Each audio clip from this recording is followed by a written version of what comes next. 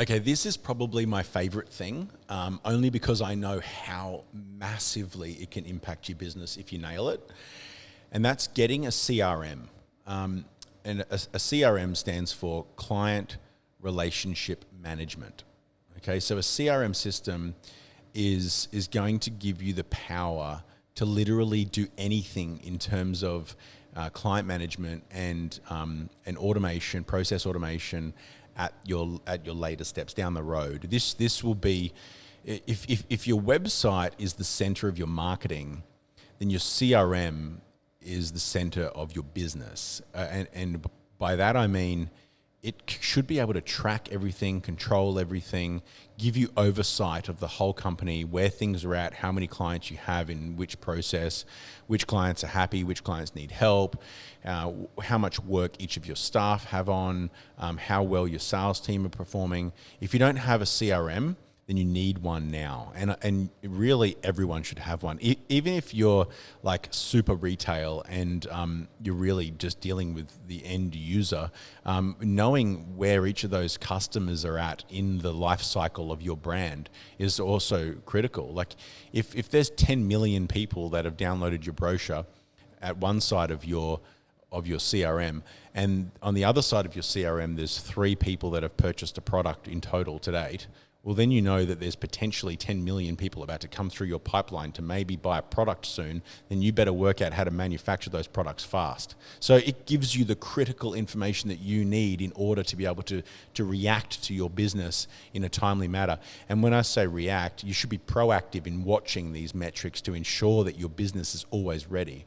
We've got clients that we get them so many sales and they run out of stock, and then they have to call us and say, can you please put the advertising on hold because I've got to order more product from China or wherever they're getting it from. And to me, it's like, guys, you've got a CRM for a reason. When you saw the sales coming through, you need to be reacting to that. Not waiting till they're actually ordering, but when you see that we've just got you thousands of leads or 10 times more people are hitting your website, well, then you have to assume that you're going to sell 10 times more product. So you need to start ordering more product in preparation for that. So a CRM is critical because it literally controls your entire company. And as a business owner, having software to give you oversight is very, very powerful. So as part of setting up a CRM, which we do for you, it's important to ensure that it's connected to the rest of the technology suite. And normally the first thing that needs to be connected to is your website. So when a client comes through or engages with your website or your app, for example, and they're inquiring or they're downloading or something, or they're starting a new account or they're buying a product, whatever it is, they should pop into the CRM straight away with all their details. And then from then on in the CRM, that's where you update the details of that client. When you have a conversation with that client, it should automatically record it in there. There are processes so that when you SMS a client through the system, it keeps track of the SMS. When you call the client, you can even have it so that you're recording your calls through the CRM. Depending on what your use case is and what your business is, might depend on which CRM we use for you, and the functionality between those CRMs changes. But the idea is we want it to be as integrated with your website and or your app as possible.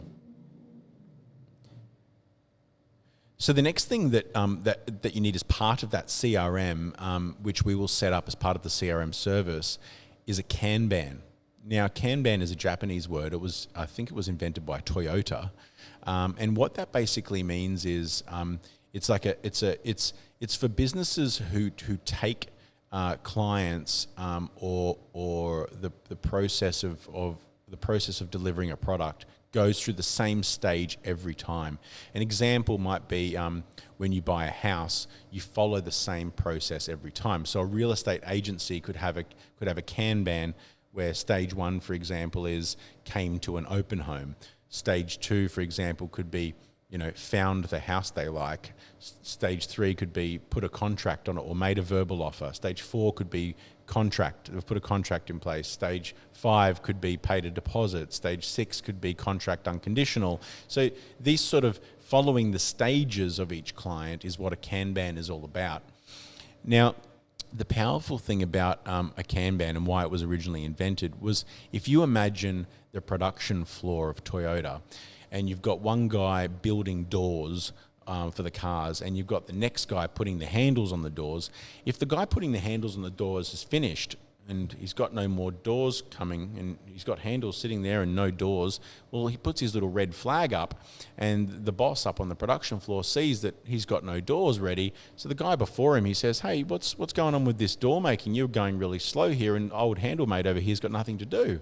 So that straight away gives you an overview of what's going on, and you know, wow, now I need two handle guys because the doors are so backed up because we've got so much work coming through that I'm not going to be able to cope with it, so I need to have two handle guys, for example. Or maybe you need to fire the guy who makes the doors because he's not working hard enough, or maybe he needs better training. Maybe there's a quicker way to make doors that you need to find or discover. Or maybe at that point when the car's halfway through being made, it makes sense to send an email to the client saying, "Hey, your car's nearly ready," for example. So all of these sorts of automations, the reporting, all of that stuff happens from the Kanban.